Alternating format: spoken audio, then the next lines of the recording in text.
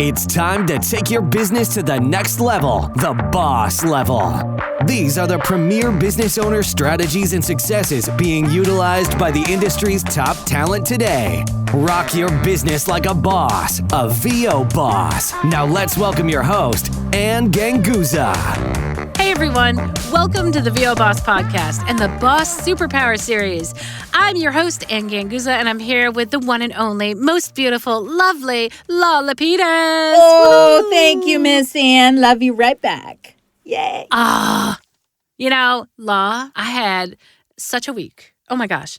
It is so tough to be a boss. I'm just saying. Oh, it is. It is. You have to give that a little accent because it was such a week. Was it a week? It was a week. It was a week.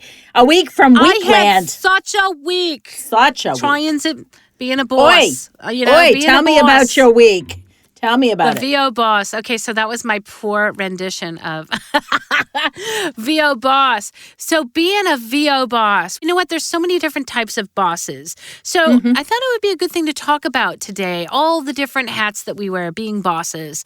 And all the, as you mentioned before, the plates that need to be kept spinning in the air.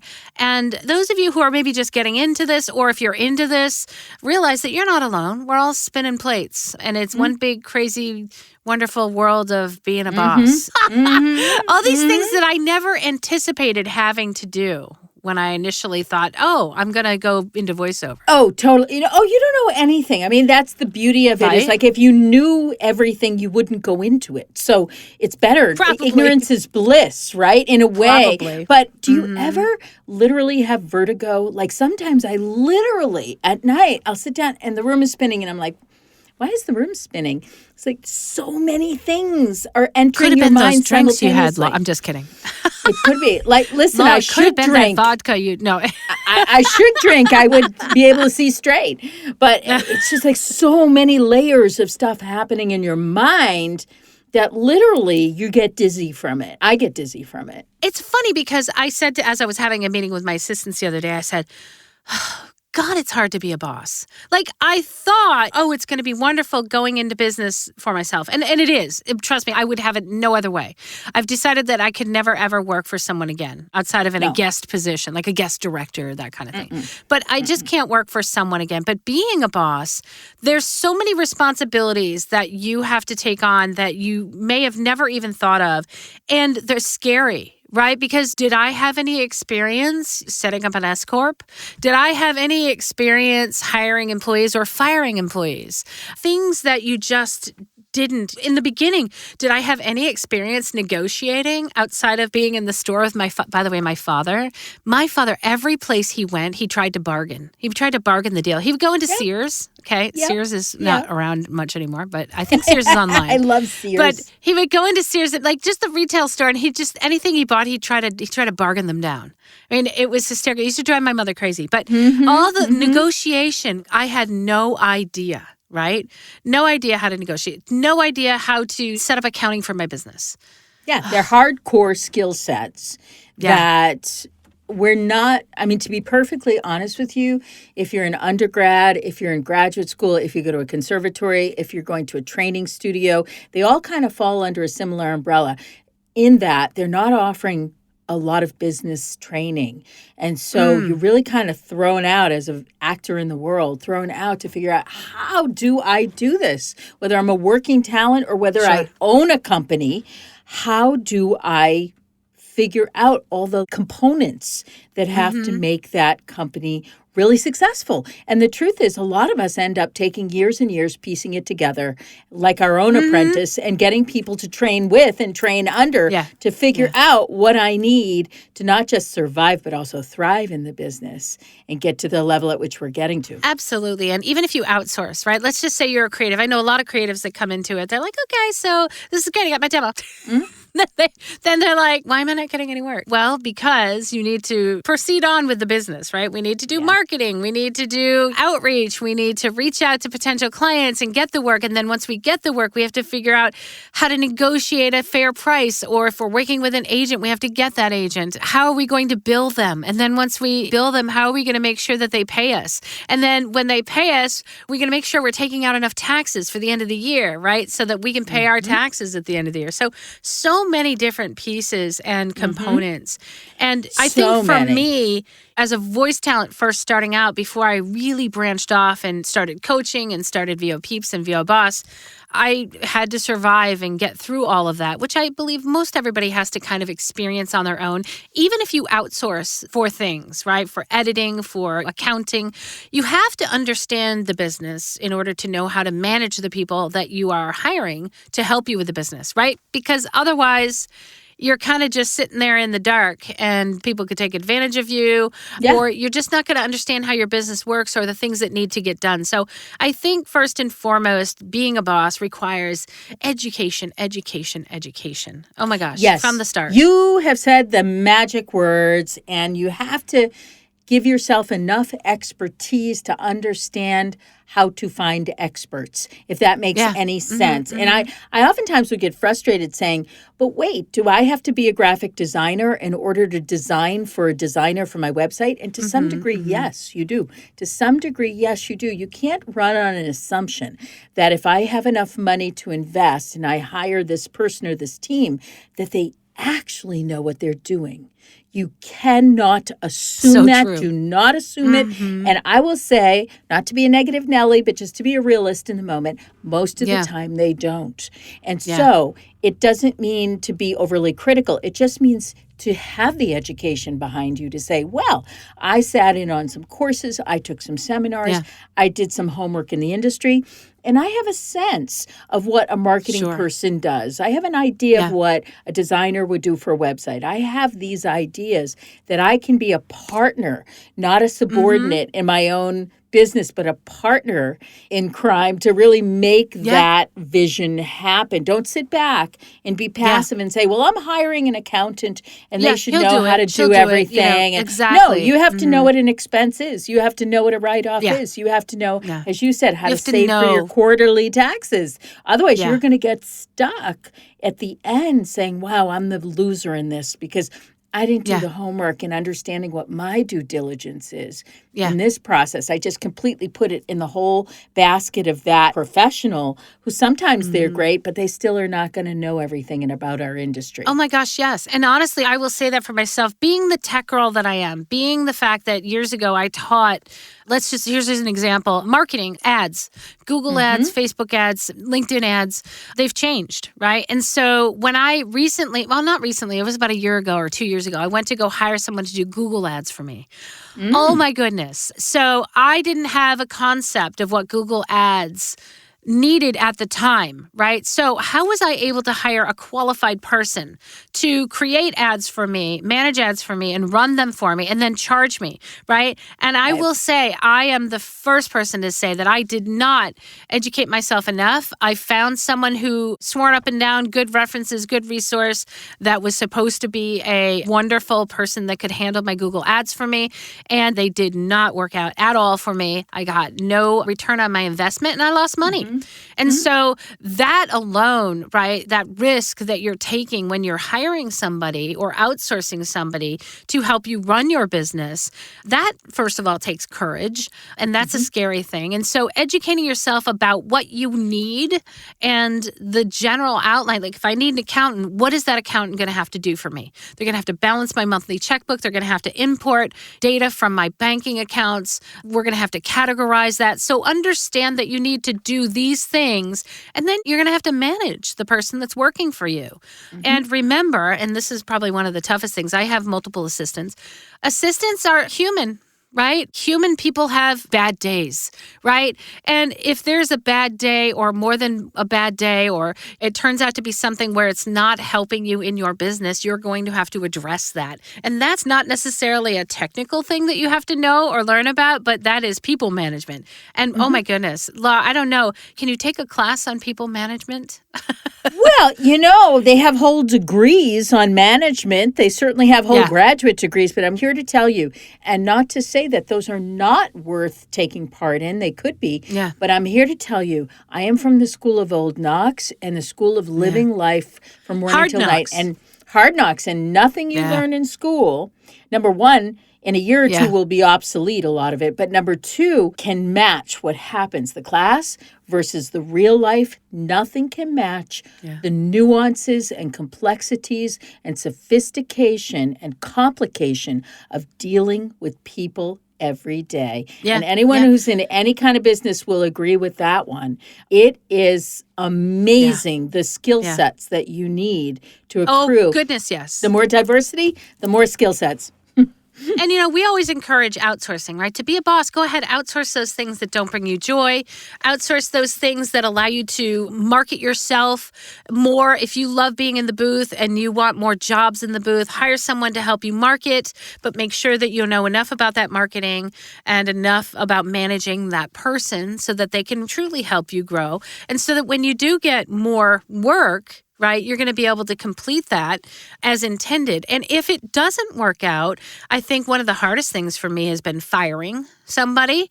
That's a tough thing. It might be the toughest thing I've had to do is fire people. And that is, I'll tell you, that mentally is draining. You know, not so much like if somebody's not performing as you feel, I think letting them go. And then I think the decent thing to do is to connect up with them and talk to them as you're letting them go. I don't want to just ghost people or do it via a text or an email. Dealing with that is very, very tough. So bosses, if you are outsourcing, make sure you know enough about the topic or whatever it is that you're outsourcing so that you can manage the person. And if that person doesn't work out, make sure that you have the courage and you will develop people skills probably.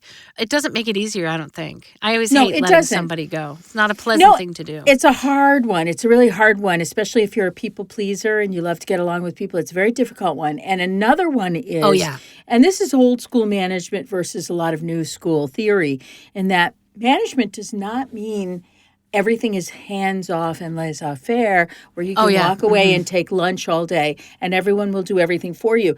It is always, in my mind, a hands-on skill set and craft that you need to be unafraid and assertive about your team, being on top of what's going on, having them know that you know what's going on. The psychology of that is important.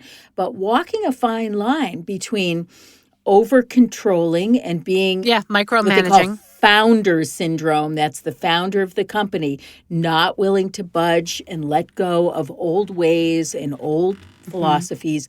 How we balance that as managers of saying, well, yes, I started, I've grown, I have a philosophy and a model in this direction, but I want to learn, I want to pivot, I want to grow. And knowing the difference, here's one of the best ones I can give to the audience. One of the best ones is know the difference between the people that are static, in other words, they were great at a certain time frame, and others that are your growth people. They're the people that are going to help you grow to the next place. Absolutely. Not everyone is that. And when we have an unrealistic expectation and get upset that this person is not moving with us, they're not shaping us, they're not shape-shifting, they're not leading us, well, they're not meant to. Yeah. They're not great at that. That's not why they're there. This other person you're bringing in because they're great at that. That's what they do. They're there to take you to the next level and know the difference between the two. Yeah, there's a give and a take, right? I mean, just because you're the boss doesn't mean that you are the be-all, all-knowing. And so I really find that there's such a delicate balance between happy people, happy employees, business grows. I really believe in keeping employees happy. And to do that, you have to pay them fairly. That's number one. And again, that's another mind twist for bosses who are starting out thinking, well, gosh, I don't have the money. A lot of what I hear on a daily basis is I don't have the finances. I don't have the finances to invest. But yet still, if you don't have the finances to invest, I don't believe in your growth, in your company's growth, you're not going to grow. And what are we here for? I mean, I just feel like there's got to be a reason that you want to grow in your career and grow your business. And so there has to be that mental education that you have for yourself that allows you to make that investment, but also trust in the people, like hire people that can help you grow. I love the static and the growth people. And also a back and forth listening to those people because I don't know everything, right? I hire people that make me look better, right? Hire people that make you look good and you can help them look good as well. I think it's a give and a take. And I think it's always like if you hire people who are even better than you, I think that's really something to aspire to. I want to hire somebody, obviously, I want to hire somebody that's better at me in accounting because that's why I need accounting help, right? I want somebody who's the expert, who's the best in that. And I want to encourage them to want to work for me or work with me to help grow my company. So how am I incentivizing? And, just realize that as you manage people, whether they're a contractor and they're coming and going, doing a one-off job for you, or if they're an employee and they're there on a consistent basis, I always run by the philosophy of I want to build them up, I want to grow them and spring them up versus rip them down and tear them down. And I'll tell you, I oftentimes say this from some folks that I have worked with in the past, and I think to myself quietly, if they had money and they had power, they would be super dangerous because they don't know how to manage people and they would become tyrannical. And it's very easy to slide into a zone where I'm powerful, I'm omnipotent, I have money, I'm successful, I'm this, I'm that. Now the ego can't get through the door. The ego is larger than life. No one can tell me I'm wrong. No one can show me anything else. Right.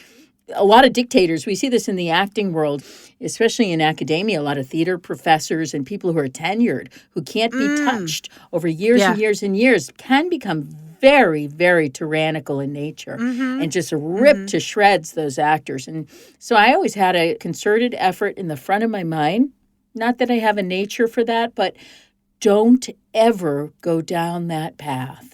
Always stay humble, stay kind, stay open to education, and just know that I don't know everything. There's so much you don't know. You're always learning. Yeah. But keep your awareness up. If someone is trying to take advantage of you or someone is treating you a certain way that's uncomfortable or inappropriate, put your foot down. Be articulate. Yeah. Let them know that.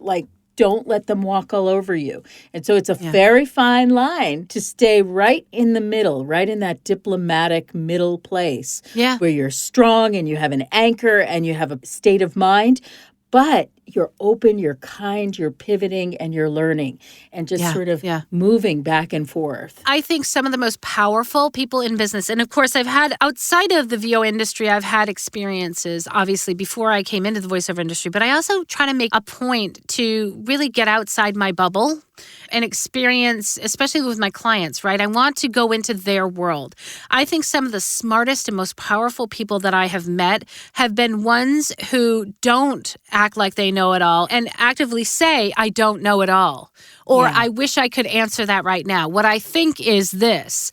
And I truly believe those are the people that I'm like, wow. Wow, you just don't see that. I have such respect. He's a boss or she's a boss. And really, I feel that that has to be part of the mindset that bosses out there, we need to stay humble, stay open to education and educating yourself at all times. We are lifelong learners. It's not easy, right? I mean, I wish a lot of times you might look into the industry and people just make it look so easy. They're just getting all the jobs. They're just powerhouses in the industry. But I guarantee if you sit down with every one of them, they can tell you their story. And their story has not been all roses. I mean, it's not easy being a good boss. It just isn't. There's a lot of trials, tribulations, failures, missteps. I think if you really look at it in a positive light, you always learn from your mistakes. I mean, I don't mind making mistakes. I mean, I don't want to make big, costly mistakes. I try to avoid those, but it happens. I mean, like I said, I made a bad investment in trying to hire someone that was going to do some ads for me. And it wasn't just that. I mean, it's been multiple things that have happened that I'm like, well, okay, I've learned now. Now I know I don't want that. Or now I learned and I know better. That's what I call learning money. Yeah, learning money. Learning money, but you don't want to keep learning that lesson over and over and over again. Well, exactly. You want to just learn it and then move on and say, hey, I learned that and I'll never forget that because that was not the right move for us. But that's okay. That's all right. It happens. I try telling people all the time, it's such a thing on the forums and Facebook groups. Oh, I got a demo and I shouldn't have gotten that demo. And then people they'll come to me and say, can you listen to my demo? And I shouldn't have gotten it. And oh God, it was a mistake and it was bad. But honestly, I just tell people you cannot beat yourself up over something. It's a learning mistake, right? I mean, was just everybody thinking. starts somewhere, right? Yeah, I was just thinking if you of that. beat yourself up about, yes, it could have been a costly investment, but think of it as a learning investment. And now you know exactly what not to do. And so I always try to make people not feel bad about what they consider to be mistakes because they bring with them all sorts of luggage, which it doesn't always serve them well in trying to build their businesses, right? When you've got that luggage and that baggage and that bitterness, I mean, just move on, learn, move on. And yeah, it was a costly mistake and it happens. It just does. And it happens to the best of us, guys. It does. It happens to bosses that have been doing this for years, like myself and Law, I'm sure. Oh my goodness. Every year you're learning and you're growing and you're doing things that are amazing and you're doing other things that you look back and you say, why did I do that? Or I don't think I'm going to do that again. Well, that didn't work. What was I thinking? It wasn't time well spent. But you know what? I think the older and wiser you get, the more you realize I need to be able to take something away from every single experience that I'm doing because that's really the learning curve. Sometimes your biggest mistakes are your biggest learning curves. And sometimes you meet people within that mistake that become immense partners in action for you in your lifetime. So always look for the silver lining of that cloud. Don't walk away and beat yourself up and waste energy and waste time and whatever. Say, listen, I got opportunity costs. I got learning money that I'm spending. Yeah, right? absolutely. But, I had a thought in my head, and this was like from 20 minutes ago, but I just wanted to say that some of the simplest things that can be blown out of proportion if not done well, and doing the due diligence to do them well is so important, like even budgeting, budgeting, understanding the difference between like what a fixed cost is versus what your variable costs are. If you don't know that from the beginning and you don't work on that, my goodness, the money is going to go right through your hands like water. You won't even know what happened to it. You won't know how you spent it. You won't know how you got it. You won't know what to do with it. So your relationship to money is a very powerful and intimate and trusting relationship that you have to really respect and pay attention to because it symbolizes so many important things for you in your life and in your business. So you have to really do that and not put it off for someday. Do it early. Get yourself in really important patterns. I think ultimately we create businesses to have a business and create a profit, right? We want to be able to create a profit so that we can, I mean, ultimately, if this is your full-time gig, right, I want to be able to pay the mortgage. And so with my business, I need to make a profit. And so, yes, relationship with money is huge. And I think we had a podcast episode on it not so long ago, or we've spoken about it before.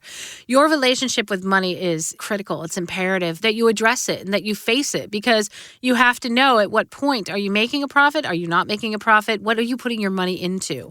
And that's not to say that you shouldn't put your money into things, right? And that you should be clenching your fists and not wanting to invest in yourself or in your business, but knowing where that money is going. And then are you making a profit or at what point are you making a profit? Now, profit can mean something other than monetary profit, especially when we're talking about just getting into the business.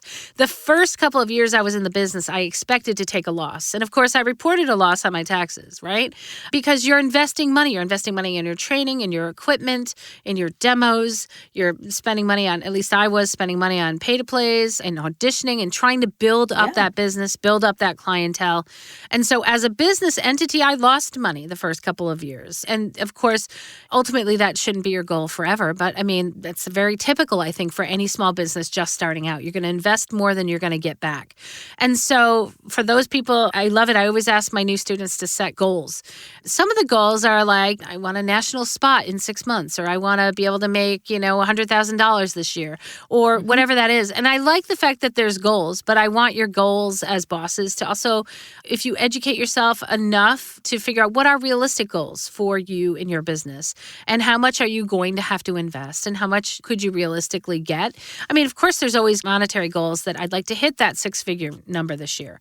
I think those are great, but I also think that you have to have the relationship with your money first and foremost to know where that money is going, in and out, in profit and not profit, to really help you get an idea as to how to continue or to move forward and progress. Have a real action plan in place, right, Anne? I mean, don't just fly by the seat of your pants It's okay to have those impulsive moves at times and have the improv spirit, but you have to have a plan of action in place.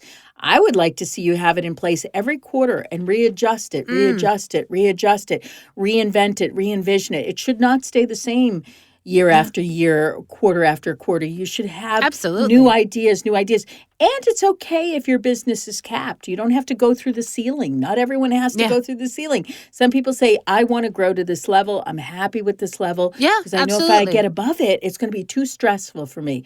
Right. Or I don't have enough There's of going to a be more team work built involved. up Exactly. to help with that. And just know that, like, go after your big dream, but be realistic about that big dream. I also wanted to say, too, be careful of scams. It is a massive scam market now out there, just in the larger world, in the larger sphere. So as you're spending your money and investing in services and delegating and hiring people and growing your team, do your reference checks, do your research, ask folks in the industry. Do you know this one? Do you know this one? Do you know this one? Because you don't want to make a mistake where you give a bunch of money to a scam outfit. That happens all the time. Every moment of the day that's happening.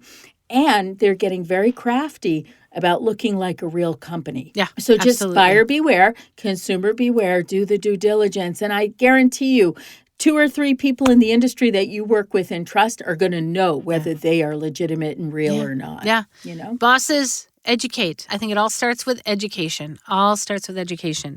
And I mean, hopefully our discussion on being a boss and things that we've had to encounter ourselves has helped you to know that you're not alone if you're experiencing difficulty or you have questions or you don't know the answers, because a lot of times we don't either. And so that's why we have support groups out there. We have mentors. We have coaches that we trust and believe in.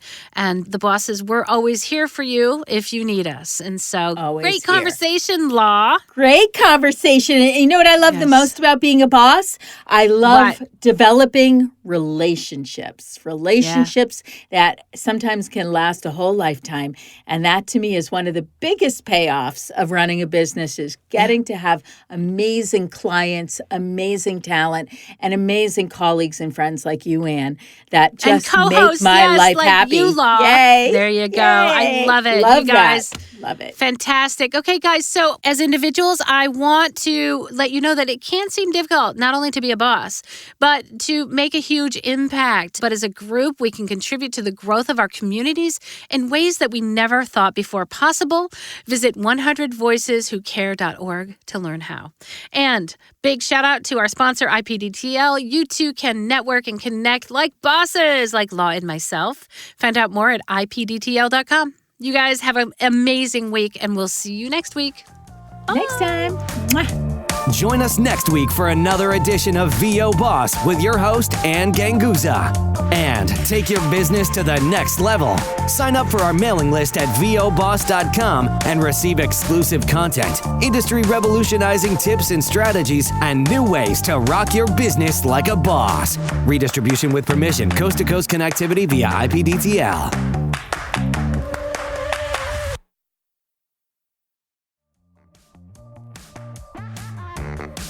I'll basically be directing, and then I'll be like, okay, so let's say that this is your mother, and your mother is sick, and you're worried about her, and, you know, I want to feel that concern in your voice. And then they'll give me exactly what they just gave me before, which has none of that.